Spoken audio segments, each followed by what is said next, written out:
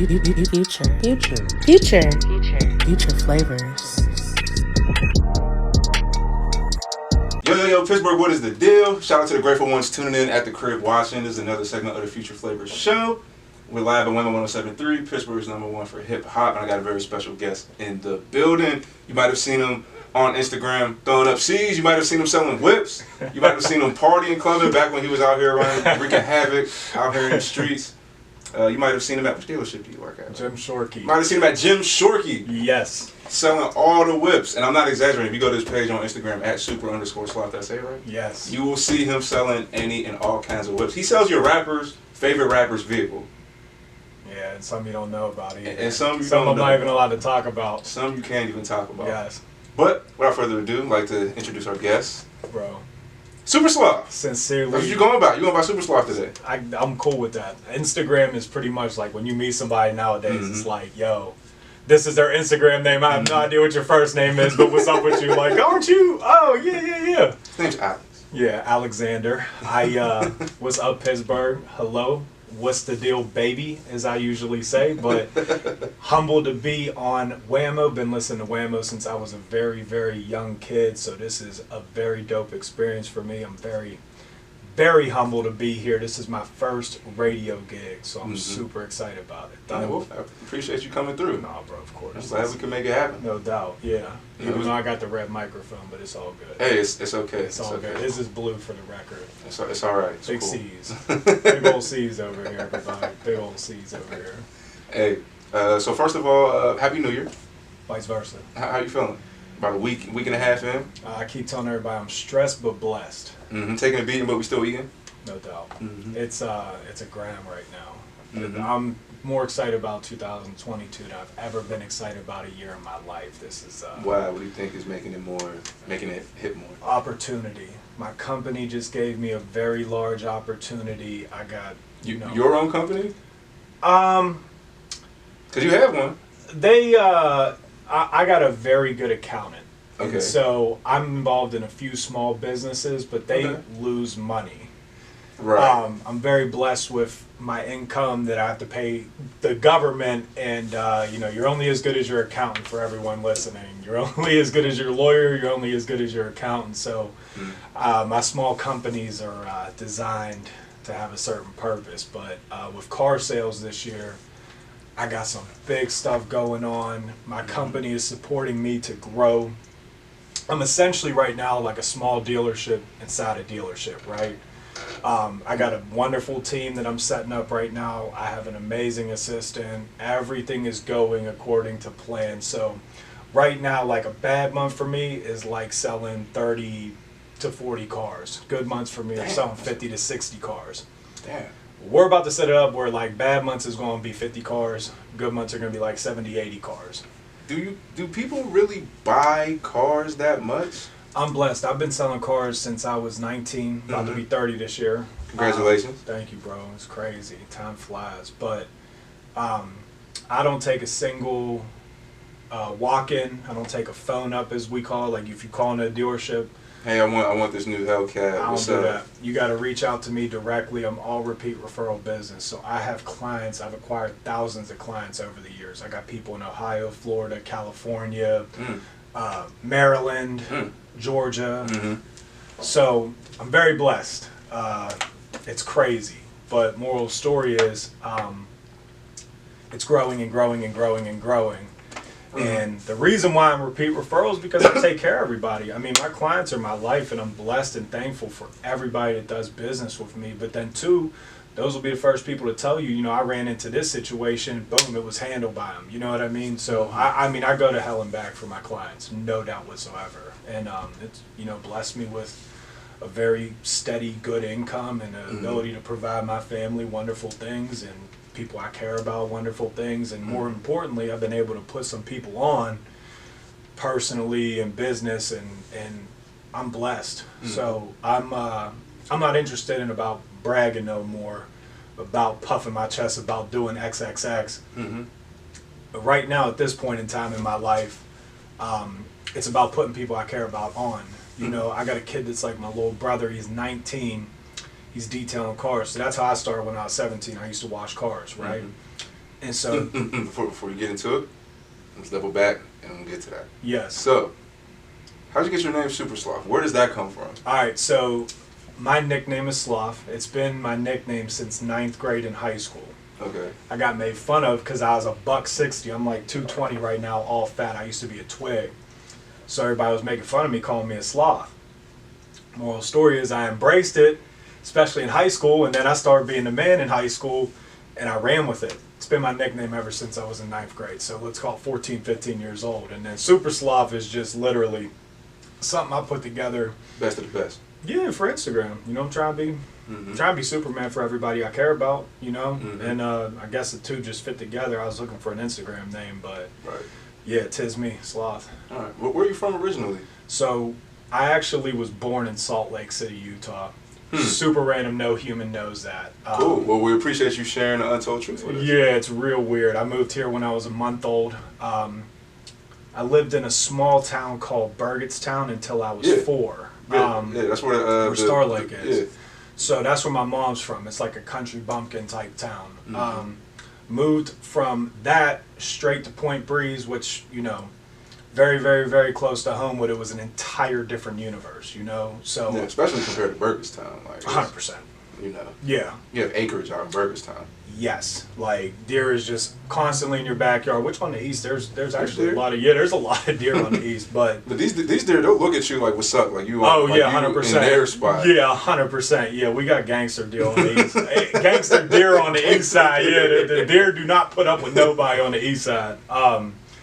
You know, they'll hit your car and just get up and look at you and mean mug you like, yeah, get out the car. You know, like you just sprained my leg. Like you gotta catch hands now at this point in time. But yeah, the east side gangster deer. But yeah, no, I moved to Point Breeze. I was surrounded. It's really dope. Like I was the only white dude my whole life, and I loved it. I know nothing different. Like it's weird. I'm more comfortable in a room full of black people than I am white people. You don't hear that often. Like when I went to school, a lot of times I'd be the only black dude. Yeah. And I'd be kind of comfortable, but sometimes I really wouldn't. And even sometimes people walk up to me like, bro, I was scared of you when I first met you. I'm like, bro, why? Like, bro, Did you have long hair? It wasn't this long. It was like where my shoulders are at. My dog's afraid of long hair. It's weird, but sometimes people are intimidated by that. Yeah, I was a lonely white kid, and I've never I can't explain it, bro. I'm so blessed for my upbringing. My upbringing was so diverse. Like in Point Breeze, you know, you're 5 minutes from Homewood, you're 5 minutes from Squirrel Hill. Yeah. We got a little bit of everything, but I all mean, three completely. It's like yes. It's like if you had to rank it, I guess. Yes. Depending on what you want to rank it on. Right. Let's say 1, 2, 3. Literally. Yeah, it's a different universe. I mean, I love the East. For everybody from the East, they'll know like you can just be in a different universe in 2 seconds. Like you can go from Wilkinsburg to Shady Side in 10 minutes. Like you know, so it's the East Side's really crazy. But I got a lot of love. I have so many people I care about from Homewood that took care of me, kept me safe, made me tough. So you know, I'm from Point Breeze. I claim Homewood, of course. You know, it's just a lot of love from everybody out that way, and still to this day, man, throwing my C's, repping, you know, where I'm from. I appreciate everybody that kept me safe over the years and made me tough, you know, to be able to hang. I done got my you-know-what whipped a bunch of times, but it made me a stronger person. You know, got hopped on a lot when I was a kid, but now, I mean, my street smarts are an all-time high, and I had a lot of street smarts growing up, which I've applied to car sales. Me meeting so many different people, and I went to a couple different high schools because I got a lot of trouble. Went to Alderdice, went to a couple Catholic schools. Had to do 2 years at Lecce. That's how far back I was. Like Lecce's in Homewood. It's like a credit recovery program. Okay. Like phase 4. Yes. Yeah. That's exactly it. Yeah. So I had to go there for 2 years. Right. Because I was so far behind because we never went to school. We was out doing whatever. You know? And yeah, bro. Like Lecce was dope. I actually got my stuff together. But yeah, what was we talking about? So you spoke on Lecce. Yeah. What was it like going there, attending that? Was it what made you succeed actually? That's what I want to know. What made you succeed and take it more serious once you got in that situation? It's so funny. So Lecce's where everybody essentially gets kicked out of school and sent to, right? Right. everybody wanted out of high school. There was one fight all year. I mean, you got essentially the bad kids from all around the city going here. Right. Different hoods, all that. Right. Everybody wanted to get out of high school. It was the best thing that ever happened to me. And what was dope was my senior year, I actually had a ride. I lived in Point Breeze, 2 minutes from Lecce. So I could sleep in, and then I could go to Lecce, and then I could hit whatever let out because we got out at 2. I could go to Alderdice's let out. We could go to whatever high school's let out because we was mobile. I had a bomb time. Like, I had college fun in high school. Right. I was working, you know, I was hustling a little bit, but I was able to, you know, do fun things. And I was mobile. I had a car, and you couldn't tell me nothing, man. For the record, I was listening to French Montana and Max B before anyone in Pittsburgh. Just totally randomly throwing that out there. Nobody was listening. I put so many people on French Montana. It's crazy. I think he faded off a little bit, but I remember just riding around listening to old Gucci, old Jeezy, and then I was on French and Max B before everybody in the city. I am claiming that. That is my title. French, if you're listening, bro, I had you in 07, bro. I was blasting your music, bro, on God. So funny. So earlier you spoke on how you transferred your street smarts into, let's say, the corporate world when it comes to working at a dealership. Yes. What are 2 or 3 things that you transferred from there to here? I'm blessed. So I've been in a lot of uncomfortable scenarios in my life. I can read or room people better than any human in the world. That is my best quality as a human, is reading people. I tell everybody, it's hilarious, I treat the dealership like a trap. I would love to not pay taxes and actually trap, but unfortunately I'm like knee deep into selling a lot of cars. So I mean, I treat it like a trap. It's good, thorough business. It's repeat business, which everybody wants. And yeah, it's just the ability to be willing to hustle, to not, you know, of course, you know, the dealership isn't open at night, but you got to put a lot of work in. And prior to getting into high volume sales, when I was starting, I was willing to work every hour of the day. Like, until this place closes, I will try to make money and to try to acquire a client, blase, sell a car, you know? And how long did you do that? I didn't get into like making good money and selling a lot of cars for probably 2 years. You know, a lot of people come up to me and think I was some car selling guru since day one. You know, I had months where I sold 7 cars, 6 cars. Like, I mean, hey, to me, I don't sell cars. That does not sound bad at all. Only thing I know, I think most average people know, they probably just think, okay, car salesman, commission based. Yeah. You probably won't sell as many cars or whatever. But right. You know, we don't know what goes into that. It's weird, man. A lot of people don't understand it. Yeah, an average car salesman sells, a car salesperson, I shouldn't say that because there's a lot of really dope female car salespeople, probably sells between 10 and 14. So that's not bad. That makes somebody a paycheck so that they can pay their living and everything. But it took me a long time to get to the 20 and 30 range. And then once you're there, it's just like, boom, you're on go the whole time, you know. So it took me a long time, and I was willing to work as hard as I had to, which a lot of people in any form of life say, oh, I want to get like you. I want to make X amount of dollars. I want to be up. I want the big crib. Want to drive whatever I want. And or want to work, you know, 9 to 5. You can attest to that. You know, I already know how hard you work. You ain't even got to tell me. You know, if you're not willing to put in big dog hours, you can't live like a big dog. Period, point blank. Then you start working hard into working smart. So if you're willing to kill yourself and work hard, now you're eventually developing the habits of making it working smart. In what ways could somebody could you give an example of working smarter after working very hard? In terms of my business, like in terms of the car business? It could be, or it could be anything. You know, so a repeat referral client is the best client to have, which is all I do. You know, I'm blessed. That's my bread and butter, right?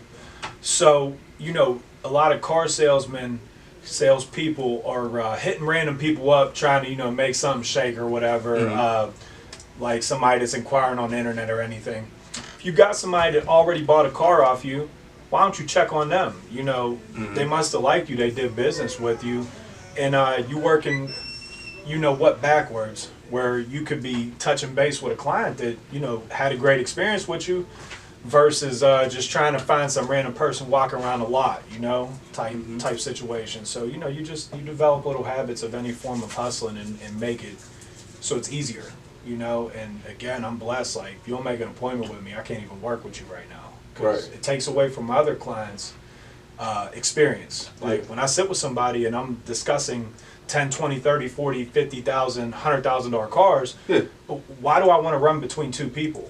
You know, a lot of people don't give me the credit of, they just want to pop up on the lot because they're used to that. Those car salesmen ain't busy during the day. So with me, my days are so calculated, I consider myself a doctor. You can't pop up on your doctor and say, yo, I need a checkup real quick. No. So, you know, I do get lucky sometimes. I could call my old pediatrician sometimes. Or MedExpress, you know, like, you know, MedExpress. You ain't got the same type of relationship, and I got a lot of clients that, you know, if I'm not busy, I'll absolutely take. But for a lot of people that I like meet for the first time, I want to schedule an hour and a half to sit with somebody and discuss this extremely large purchase. Like, besides a house, what else do you buy that's this expensive? You know, and that's big on me. So people think I'm a jerk because I don't want to work. I don't want to do anything besides appointment only, but I take a lot of time to make sure that I'm advising a client. I'm not a salesman. I'm not a convincer. Like, I don't convince people to do something. So in knowing that, what do you do? I consult. Okay. Because I consider myself a financial advisor for your car. You know, I have a financial advisor. I strongly respect their opinion. If I sell somebody one car, I don't want to even work with them. I want to work on being that person that's going to be in their life to handle cars for the rest of the years, you know. Smart man. Well, and that's what's built this business to what it is and what it's going to erupt into, because you have to advise somebody with this kind of money the right way to spend it. I'm very blessed that I'm extremely good with credit. I've even been able to help people that have really crappy credit or fresh out of high school or whatever get their credit right. I'm not saying I'm the sole reason why people's credit's all right now, but like, I've been able to help a lot of people with that just by my general 2 cents type thing, you know. And that's a blessing. Again, I'm more into helping people than I am into making that, you know what I mean, type of money, the quick money. And with cars, there's a lot of scumbag car salesmen. So I'm just trying to change the game with that and sell the extremely high volume, but again, advise people in terms of longevity, long run, what I think's best. And knock on wood, I'm extremely good at what I do. So anything I say probably isn't the worst idea, you know, just from years and years of experience. So that's big to me, is longevity. And I don't have too many people to buy one car from me, you know. It's not a common occurrence, I should say, because I care. I really and truly do. And you know, again, shout out to all my clients, friends. I appreciate y'all for rocking with me for years and years and years and years and years and years. It's very important to me, and me and my family truly appreciate all of y'all, for real, because it's changed my life and it's allowed me the opportunity to do things that help a lot of other people too, you know, in my life, because of the financial freedom that we're trying to gain right now, you know. Very, very blessed. Very, very blessed in that aspect. But yeah, just your random white dude that kind of hung out in the hood, and now I'm slanging cars, and I definitely don't want to be famous, but considering doing YouTube, you know, I don't think it's the worst idea ever, but I think it could work for you.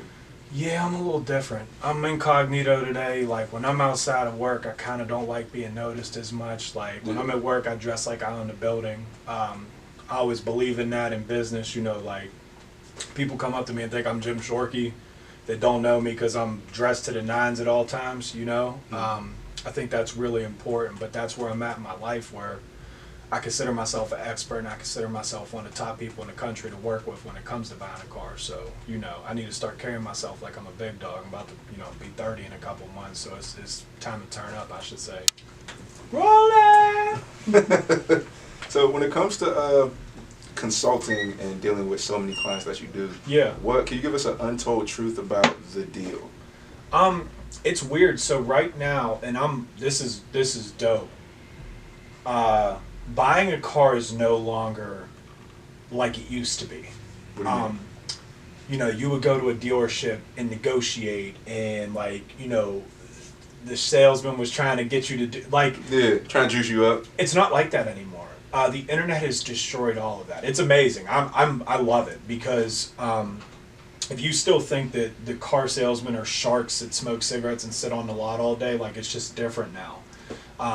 The client is typically more educated to the vehicle they're interested in than you are. You could look it up, do reviews. I do reviews on trucks and cars all the time. 100%. Yeah, and it's you know, there's public information about what if you have a trade-in, what your trade-in's worth. There's a million sites that tell you that. So again, like, and I tell all the new guys, it's consulting. We are literally consulting because there's so much public information. So fun fact, everyone. There is never a deal in any form of sales. Black Friday, it ain't a deal. All these people put incentives out, right? Yeah, right. There are sometimes better incentives on cars, but 9 times out of 10, I can make somebody the same deal any day of the year. Everyone thinks at the end of the year is the best time to buy. It's all perception. And for everyone that goes bonkers on Black Friday and waits outside Target, they mark the price up so that it looks like a bigger discount. Right. That's all it is. So everybody that gets surrounded by the deal, not to get like emotional about it, but there is no deal. You know, it's again, it's just buying something. Sometimes there's better incentives. Like right now, if you get a Grand Cherokee, there's 0% for 6 years. That's actually a great, you know, that's a and by deal. 0% for 6 years, what do you mean? Interest? No interest accruing on a loan. So Okay. if you qualify for it, and you can get a free interest loan on this car for 6 years, pretty bomb. Yeah. But I'd say, yeah. yeah, there's but it's really, people get so wrapped up in some people get so wrapped up in getting a deal, they ruin their experience of buying a car. In terms of they don't pick out the right stuff that they're truly going to use. And that's where, again, like, I get into the consulting aspect where it's like, I see people buy way too much car because they think they're getting a deal on it. Sales has so much to do with psychology, I can't even explain it. It's insane. Like, people's emotions. And again, I just try to cater to everybody and essentially protect them. Because again, like, I want to make sure I don't sell somebody one car. But yeah, it's weird. Sales has so much to do. Any form of sales has a lot to do with psychology. And I kind of, you know, I always wanted to teach that and help people because, again, like, YouTube idea. Yeah, I really think that'd be a good idea for sure. Because people, I watch people commit financial suicide, and I'll always try 1 or 2 times to say, yo, I don't think this is a great idea. And then when they say, you know, I want to do it regardless of which, and I've presented everything, I let them rock out. 100%. I mean, because they're just going to go somewhere else and do it. But I always try to put somebody, you know, put them in a good position for the long run. But people are weird. And people want to stunt. Like, stop trying to stunt. God. Live within your means. Yeah, there's nothing wrong with that. Like, oh, Pittsburgh, man. Please stop trying to stunt. Please. Please. I'm begging you. Like, watch people buy 10-year-old. I won't sell people cars that are going to break down, but people will rather drive a 2010 Mercedes than a 2017 Honda. I'll never understand it. I pray for people for that because it's, and I'm not mad at like rappers or anyone that stunts, but like people want to live in a lane that they are not in. There's, you know, 2010 Mercedes you still gotta go to the Benz dealership for them parts. I don't. It's sad, but it is what it is. Like, I ain't, and you know what? I'm not knocking anyone. If you work hard, you deserve what you want. Period. Point. Absolutely. But you know, in terms of like just making goofy decisions, I do get frustrated with it. I try not to let people do that. But again, like, if you're gonna do it, okay. But I prefer not to, you know. Like, I always rather try to advise somebody this isn't the best idea. I was just talking to one of my homeboys. He has a 2015 car with 100,000 miles. It's getting to be the end of the time, right? So Cuz hit me up about a 2014 car with low mileage. But I told him, I'm like, bro, you know, I might not suggest this because you're going back in time to get it's a Camaro, it's an SS Camaro, it's fire, right? But you're going backwards, you know, like it might not be the worst idea to consider something a little bit newer. It might not be as fast, you know what I mean, like murdered out 450 horsepower car, but consider like something a little bit newer with 300 and some horsepower, whatever, you know. So again, I always try to advise, but I do believe if you work hard, you deserve what you want. So, you know, I'm going to always try to put people in a good position. Again, I sound like a broken record with that, but yeah, hey, man, it's part of who you are. Yeah, it's you know, I'm really passionate about helping people. It usually bites me in the you know what, being so caring and trying to help so many people, but I'm not going to let it break me ever. I mean, it gets stressful trying to really help people all the time. I'm always down to help people, and it bears a lot of weight on me. My wife gets pissed at me. Like, she gets super pissed at me. She's like, yo, you need to stop doing so much for people that ain't gonna reciprocate it. And I'm working on that. Rolling! I was in the club when Flocka was big. So you was in the club when he was doing the like, oh, let's do it and all that? But round of applause is like, it gives me chills thinking about being in a club, turning up with a bottle, listening to round of applause. Like, oh man, those were the days, yo. Boom will talk, man. Me and Boom had so much fun with that. Speaking of rap, off camera you told me you grew up with Mac Miller. Yep. What was that experience like? Like, was it like childhood? Was it middle school? Was it high school? Was it before, after the rap? Like, what? Well, we you know, Mac blew up in Mac. So prior to Mac being famous, that dude would rap at any point in time. Mac got made fun of in Alderdice. Who's laughing now? But Mac's 5'4", 5'5". Dang, I never got to meet him. Small, hairy Jewish kid, just super fun. I mean, he's so cool, and people loved him. He hung around a lot of older people as we got older. But you know, just for the record, that dude would stop and rap at any point in time. Like, and people would like, he would freestyle in the lunchroom and all that. And yeah, like, I saw videos of it. Some people would make fun of it. Some people were like, yo, dude's dope. I mean, me, him, and Hardo all went to school at the exact same time. We're all the exact same age. But I know Max since roughly 6 or 7 years old. In Point Breeze, we all played at Starrett, played football, you know, all that basketball, all that. Dude was a hooper, too. There's a video of him getting crossed up by Skip to My Lou, but dude could actually hoop. He was a real good lacrosse player, too. A lot of white dudes from Point Breeze played lacrosse. Never got into it, of course, but... yeah, it was dope. But yeah, he dude's always been cool. Cool. I mean, like cool. Like hanging out with his older brother. Like he was dating chicks that were older than us. Like we were like, dude, he's a legend. But what was it like seeing him when he started buzzing? Were you guys still like? Was he still accessible when he started buzzing? And yeah, I traveling mean, and all that. So in high school in 10th, 11th grade is when I started to get into a lot of trouble. Yeah. And I got kicked out of Alderdice, so I wasn't in Alderdice my senior year. That's when he went nuts. That's when Nikes on my feet dropped and a lot of that kind of stuff. And I was running around, you know. Just I'm blessed. I never have gone to jail, but that's kind of when me and him didn't fall out. Just started doing different other things, you know. Yeah. Just go separate ways a little bit. Yeah, love him to death, but. You know, me and him were pretty close up to about 11th grade. 11th grade is when he was dropping music.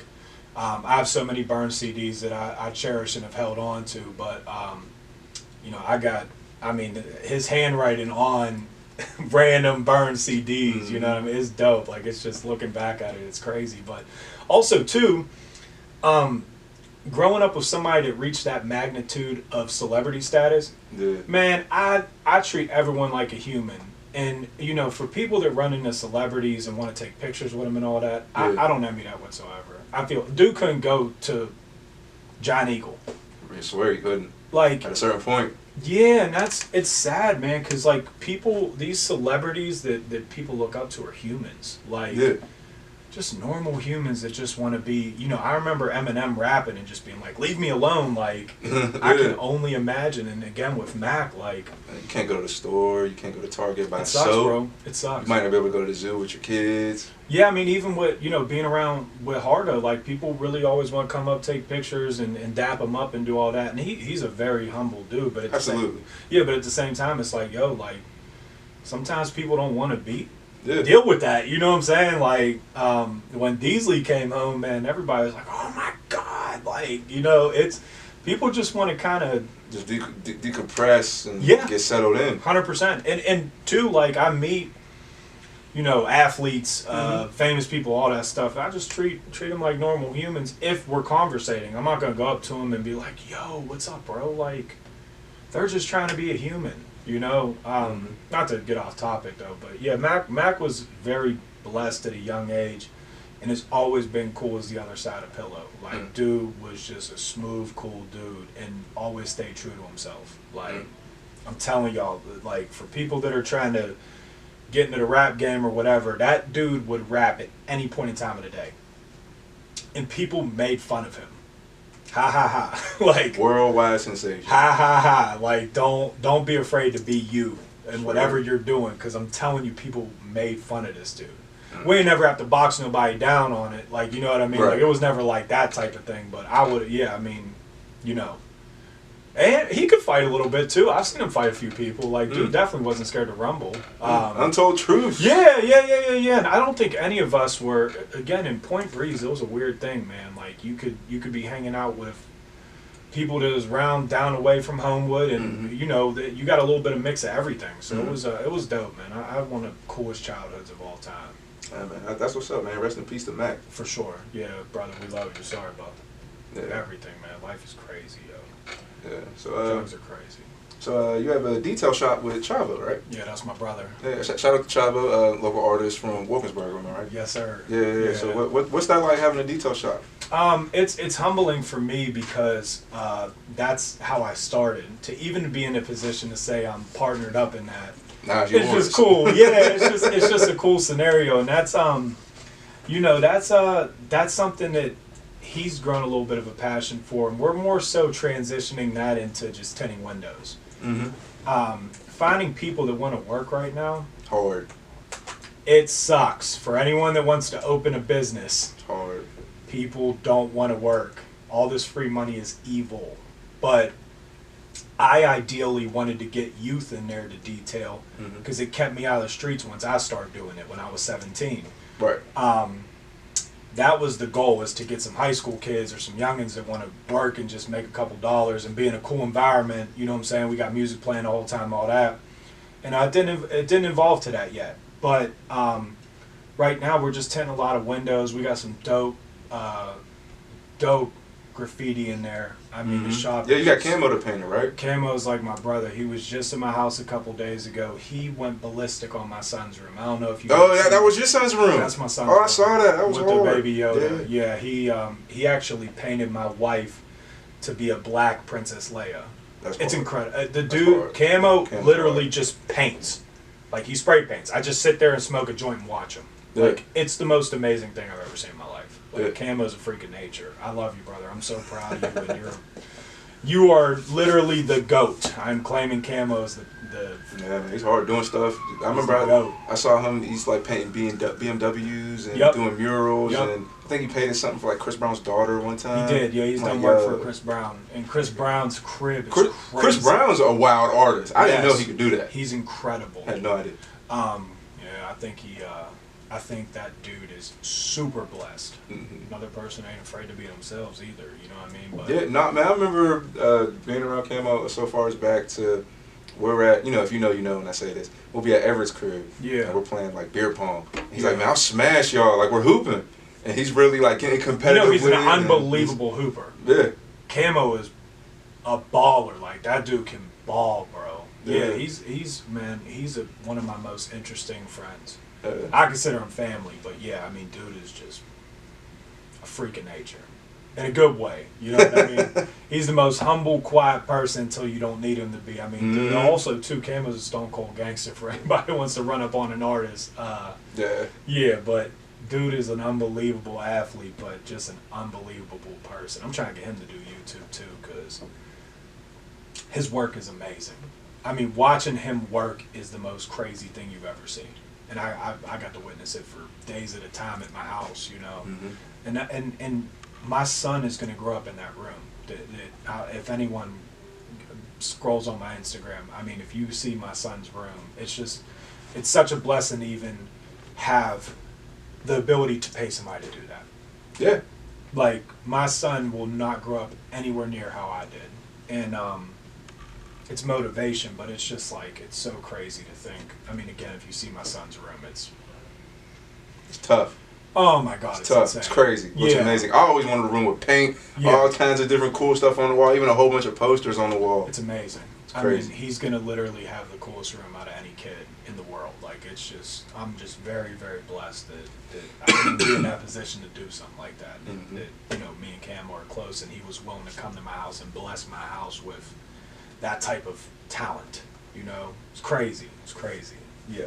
Can you say it again, because like I just clicked it? Okay. all right, y'all. We got Monet behind the camera. She's interning here at Women 1073. She helps me a lot with the Future Flavor Show and the Cold Blooded Truth podcast. I appreciate you so much.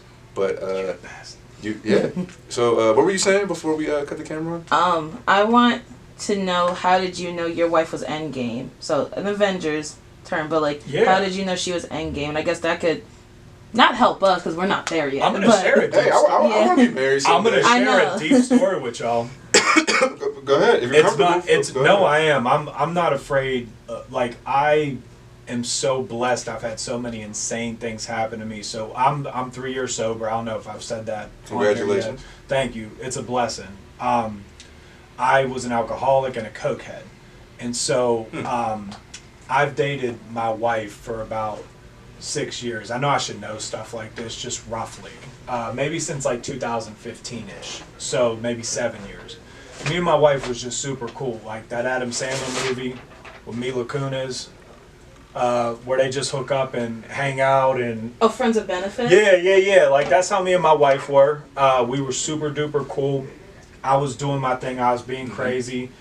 She had a different lifestyle she lived. Go ahead. And so me and my wife was just cool. We would, hang out, order food, chill, etc.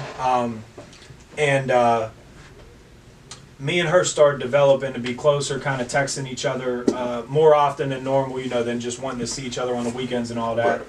And she knew how crazy I was. My wife knows all my good, all my bad. And also, too, she ain't from Pittsburgh, which is a blessing. Really? Where's she from? My wife's a military brat. So she's lived in Hawaii, California. That's hard. Yeah, she's dope. I married into a dope family.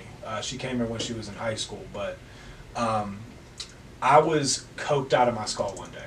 Okay. It was like 4 o'clock in the morning. Keep it real with yourself. Yeah, and I'm freaking out. I don't know what it's like, one of them bad anxiety type scenarios. Yeah. I'm just sitting in the crib by myself, and I'm drinking, and I was going through a dark time, and my wife is in Miami with her homegirls. Again, it's like 4 o'clock in the morning, and it's just sitting there talking to me, trying to calm me down, because she cared about me. My wife, and she's gonna be mad when she sees it. My wife has been obsessed with me. My wife always wanted to date me and all that. Talk about it. And for the record, my wife was dating somebody when I told her we were dating. I said, look, we're dating now. And she stone cold cut this dude off she was like darn near living with. My wife has held it down through everything. Wow. Irreplaceable. But moral story is, I knew I was in love whenever she was being sweet and caring at one of my weakest moments in life. Mm-hmm. And it developed into, it's funny, when we started dating exclusively, she moved in 2 months later. Things just happened so fast, and I spoke into existence that she would become my wife. Like, I literally... You didn't second guess, like, the move at all? Nope. You were just with it? It was crazy because I was still drinking at the time, mm-hmm. and still blowing lines and all that stuff. And she was just trying to like keep it together for me. She tried to even wean me off of drinking. Like, it's crazy. We would go out because you can't do cold turkey. You'll have seizures and die, all bunch of crazy stuff. Well, and I was a weekend alcoholic for sure. I would drink during the week, but during the weekend I blacked out every time. Like, that was what was happening. I would black out every single weekend. So she would even try to hold it down with like, yo, like have a couple of drinks and then I'm gonna just tell you to chill. I didn't. You know what I mean? It wasn't no chilling, but she tried. She tried everything she could to still allow me to try to drink and party and have fun without going crazy. And eventually one day I did something that I ain't gonna talk about on the internet or on the web, but or the air I should say, but that was it. And I did get an ultimatum and I did not look back, and I've been sober ever since. She stopped drinking. She doesn't smoke, but she stopped drinking when I stopped drinking. She still to this day doesn't drink. She just doesn't need to. She doesn't feel obligated to. I don't knock anyone that drinks or parties like whatsoever. It's just not for me. My serotonins do not mix with that. It's a bad idea. I got an addictive personality, so it's just not healthy for me to do so. But yeah, my wife held it down. I can't explain it. She is the absolute goat. That's a beautiful thing that she stuck with you and did it with you. Like, it'd be different when you say, all right, you gotta quit, but then you have to see her do it, and it's like, no, she's thorough. I mean, I can't even explain it. And you know, to get back to the subject, I knew, and then I spoke it into existence. You know, and she dropped everything to be with me, and we actually went through hell, like where everyone has a honeymoon phase. We went through hell, and now we're living our honeymoon phase the rest of our life, I feel like. Especially with the baby and all that. Oh, it definitely looks like a new crib, so drive whatever you want. I'm blessed. It looks very beautiful. I'm blessed. My wife doesn't have to work unless she wants to. My wife is always in a new car. I usually sell her. So fun fact, I sell whatever car I'm driving. I sell whatever car she's driving all the time. So 6 months is a long time for us to have a car. At this point, it's weird. We tint them out, and I find a client that is looking for that particular car, and I sell it to them. So, you know, we take care of our vehicles, of course, as you can imagine. So I end up selling our cars a lot. For people that are into cars, you know, it's a cool thing to get a new car every couple months. So yeah, I absolutely spoil my wife with that. And she likes cars.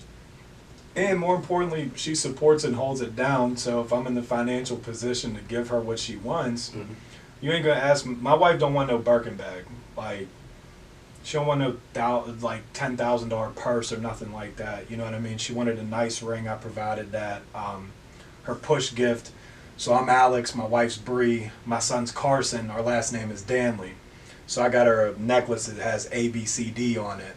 If we have a little girl, we were thinking about naming her Danielle, because ABCD. But my wife's aunt, who's like her second mom, is also named Danielle. So yeah, that's kind of special. But moral story is, if someone holds you down, lock them down for life. Because right now, with all these half-naked Instagram girls and all that stuff, it is slim pickings in terms of good women out there. Vice versa for men, I think. You know, like a lot of people is just weird.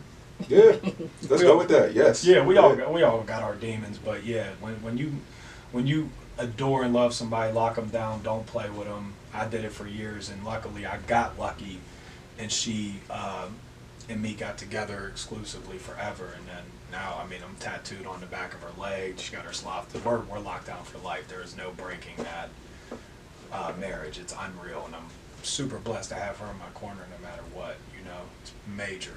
Super duper major. All right, man. So, thoughts on the Pittsburgh music scene? What's it lack? What do you love about it? Oh, that's an unfair question. Wow, what you mean? What you mean? You're tapped in. Yeah, I mean, I support so many people in Pittsburgh, and the pathetic part about Pittsburgh is that Pittsburgh doesn't support people that are killing it right now. Like, there's so much talent in Pittsburgh, and even if you're not into somebody's music, you should still support them 100%. You know what I mean? Like, I got a lot of homies that rap and that are good at rap and that are in the rap game, and if they had some more support in their city, it would be a little bit different, I feel like, because people in Pittsburgh just hate. Again, it's like what I was talking about earlier, people stunting and all that. Like, I don't know. Pittsburgh's a jealous city. Shout out to all my homies that rap, though, because y'all are all on point. I listen to all my homeboys. I listen to rap. Like, shout them out. Talk about it. Oh, man. Shout out. I got his hat on right now. My brother Feb, bro, I'm proud of you. Hardo and Deasley's family. Trap Illustrated. My brother Black Cuz. Dream Big Empire. That's one of my close. I'm close with all these people, so it's real weird. I got so many people in Pittsburgh that rap that I'm real tight with, and so I'm real indifferent about that, you know. Like I like Reese Youngin. I listen to him a lot. I feel like he deserves a little bit some more support than what he gets in the city. But hey man, hey Reese, if you see this, we gotta lock in that interview. You know what I'm saying? Whenever you're ready. Yeah, I think dude is super talented, and you know, I mean, cuz Birdman signed dude, and you still ain't getting mad love in your city. That's crazy. Like, dude, it's nuts. But yeah, I mean, Deasley and Hardy, my brothers, you know, Black Cuz, my brother, Feb, my brother, talk to these people once a week, like family, absolute family. I'm the white stepchild of everybody's family, I feel like, you know. That's how I be though. So what do you love about it? Definitely, I mean, Wilkinsburg has its own style for sure, like no question of rap. The thing that I love about Pittsburgh rap is that I know everybody that's popping.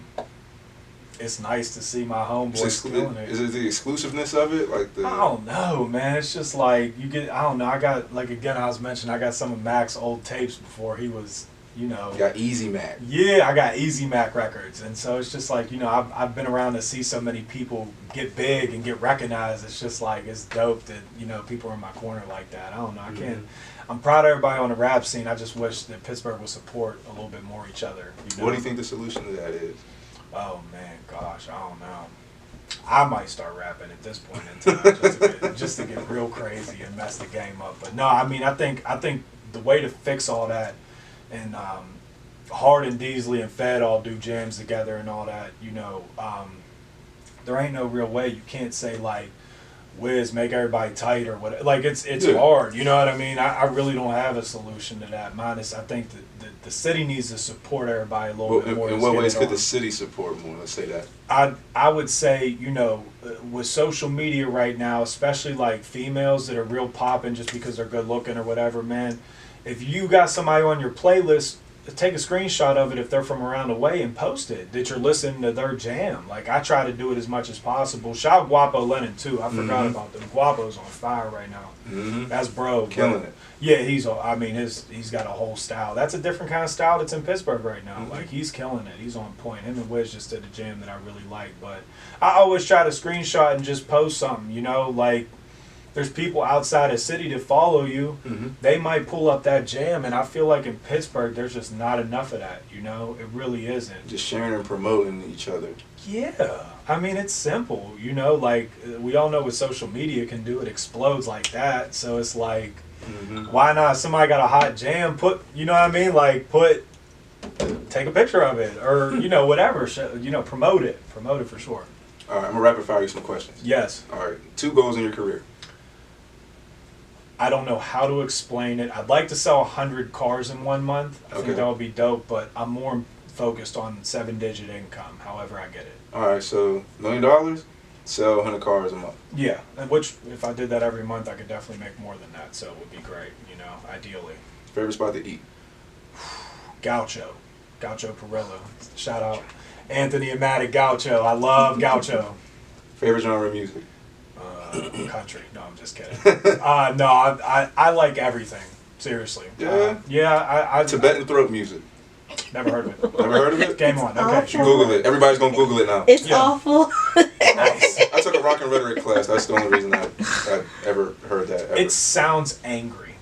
Not angry. Weird. All right. It's screechy. You'll see. It's a little cringy, but yeah, it's all right. Hot or cold? Oh, cold. Yeah. Cold. Yeah, you like winter? Cold. Oh, wow, man. So no one can see maybe. I am as pasty can be. I don't do well with heat or sun. One time I was in Mexico, was drinking the whole day. This is when I drank. I turned beet red. My skin started to blister. I had to take a bath in baking soda.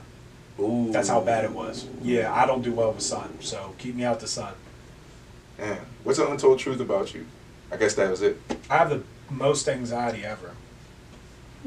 I have horrible social anxiety.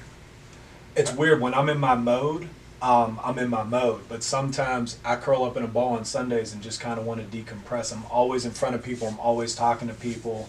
As my presence gets known more in the city, I'm in no way, shape, or form trying to call myself a celebrity or anything like that. But like, you know, I just know so many people. I have random people come up to me like, "Are you the car dude?" Yeah, it's a new thing now. Yeah, and so you know, I have horrible anxiety. Yeah, I sometimes on Sundays just want to lay up with my wife and my son and just chill and yeah, actually have social. I look as incognito outside of work as I can.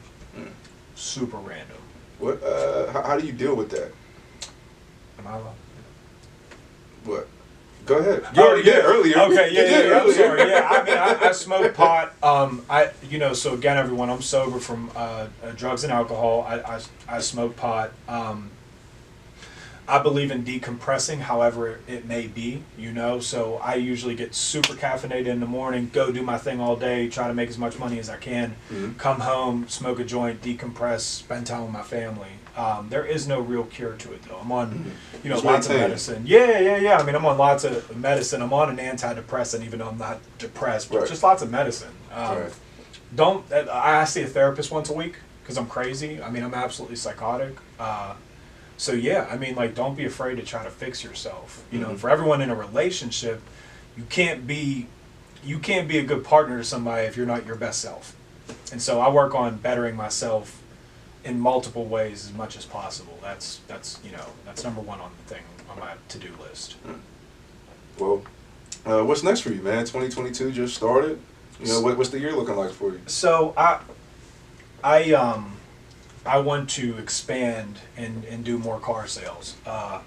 Considering doing YouTube, I have a lot of YouTube ideas, which, you know, like I would love everyone's opinion on just what my personality is. I'm thinking about, you know, how to buy a car for people that aren't going to have the opportunity to travel to get to me, or to, you know, I'm going to get into real estate, bow tie realty. I wear a bow tie every day for work. Bow tie realty this year. My goal is to flip 3 houses this year. Okay. So a realistic goal. I want to do 3 flips.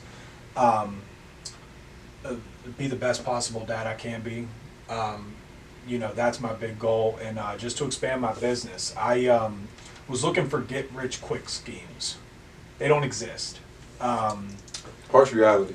Yeah, the parlays that you see them screenshot. They don't screenshot when they lose. So I'm done trying to get rich quick. I'm building my financial freedom by stacking. And again, you know, I have the realistic goal of 3 flips this year. So, you know, that money that I profit from that's going straight into a trust and going into our, you know, retirement account, into in the market. You know, for everyone that you know wants financial freedom, whether you make 20 grand a year, 20 grand a month, everyone can have a financial advisor.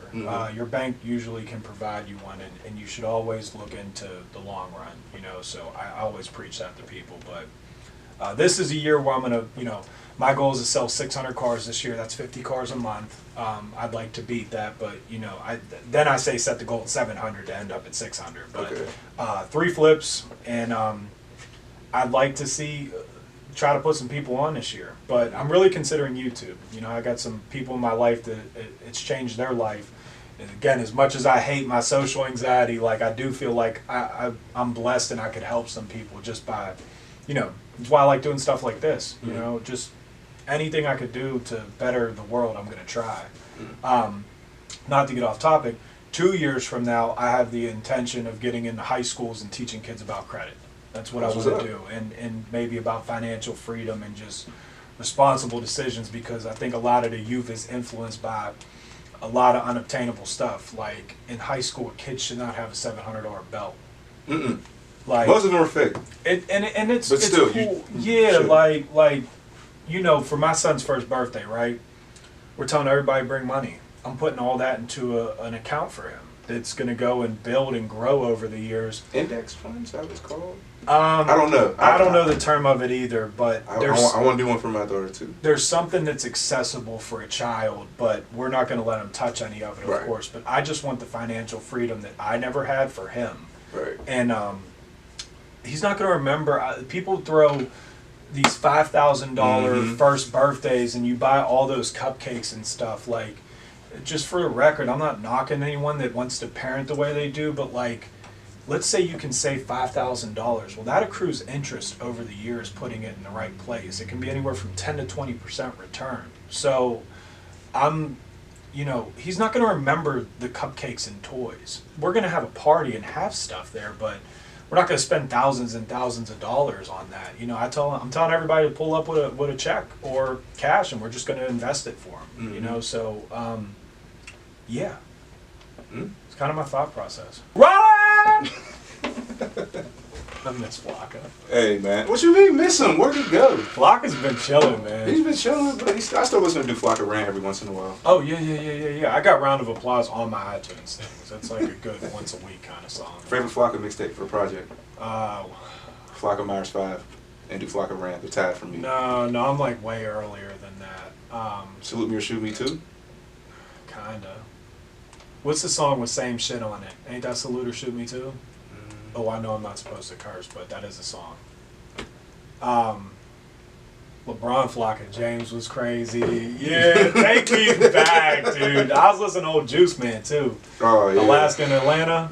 I was just listening to that. I listen to Chain Swing every day. Yeah, that's definitely on the radar. A lot of old Gucci, a lot of old Flocka and Jeezy and all that. That's like my type of music all day.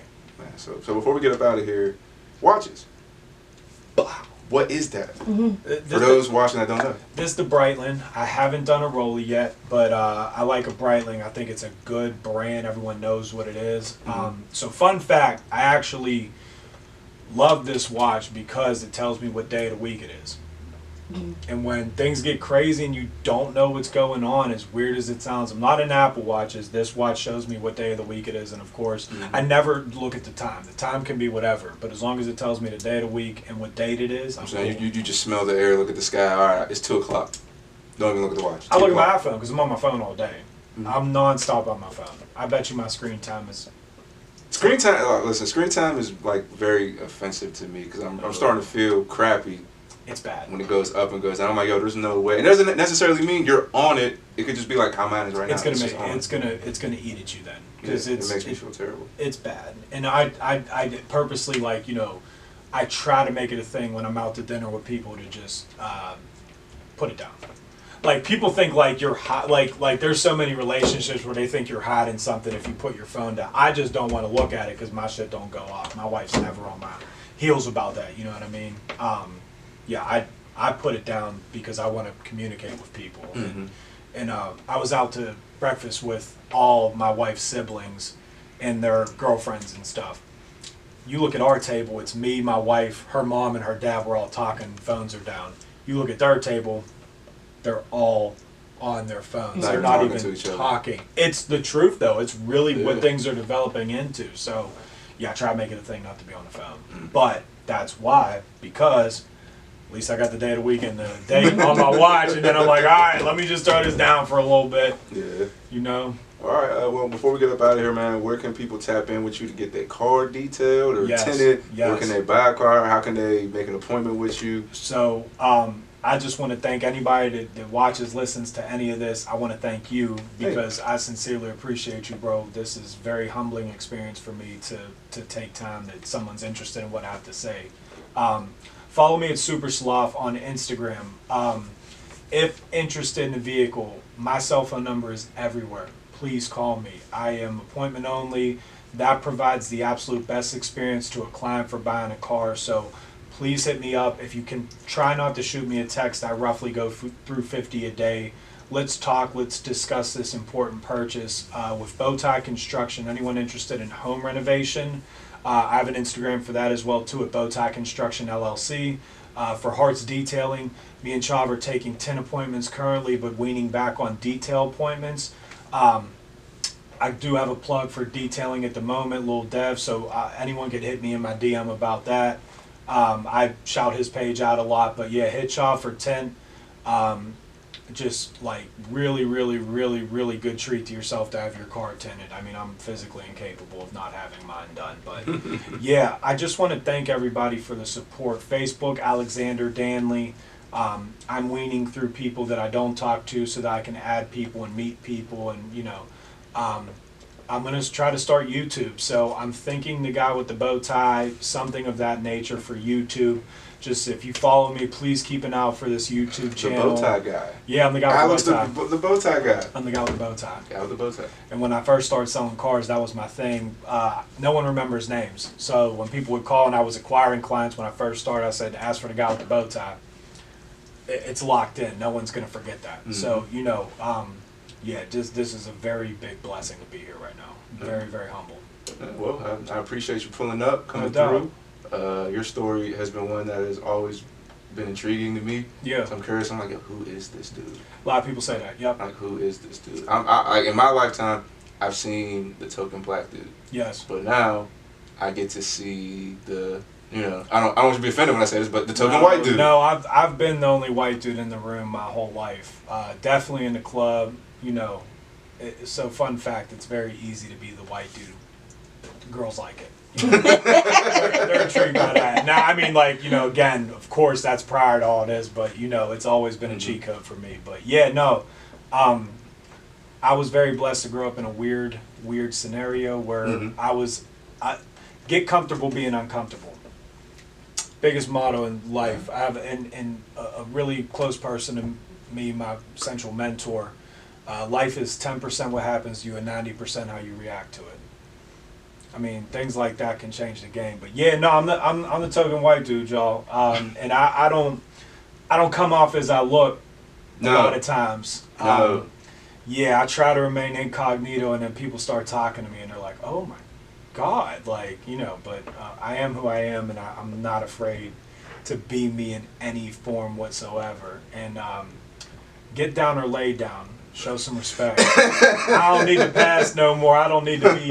I don't need a pass from somebody no more. So I mean, I'm good in this city. Just again, get down or lay down. Respect it. Don't neglect it, because a lot of Crips on the team. Hey, ladies and gentlemen, Super Sloth. Thank you.